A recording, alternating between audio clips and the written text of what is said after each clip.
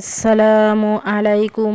সুপ্রিয় দর্শক শ্রোতা মণ্ডলী, আপনারা সবাই কেমন আছেন? আশা করি আমিও ভালো আছি। তো আজকের ভিডিওর মূল বিষয় হলো যে আপনারা রোজা রেখে, রমজান মাসে রোজা রেখে যদি আপনারা কোরআন শরীফ তেলাওয়াত করতে না পারেন, তাহলে কোন কোন আমলগুলি করবেন।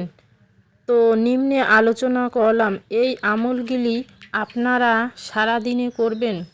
1 নাম্বার সুবহানাল্লাহ, 2 নাম্বার আলহামদুলিল্লাহ, 3 নাম্বার আল্লাহু আকবার, 4 নাম্বার লা ইলাহা ইল্লাল্লাহু, 5 নাম্বার আস্তাগফিরুল্লাহ, 6 নাম্বার লা হাওলা ওয়ালা কুওয়াতা ইল্লা বিল্লাহ, 7 নাম্বার সুবহানাল্লাহি ওয়া বিহামদিহি, সুবহানাল্লাহি ওয়া বিহামদিহি, 8 নাম্বার সুবহানাল্লাহিল আজিম, 9 নাম্বার আল্লাহুম্মা আজিরনা মিনান নার, 10 নাম্বার লা ইলাহা ইল্লাল্লাহু ওয়াহদাহু লা শারীকা লাহু লাহুল মুলকু ওয়া লাহুল হামদু ওয়া হুয়া আলা কুল্লি শাইইন কাদির।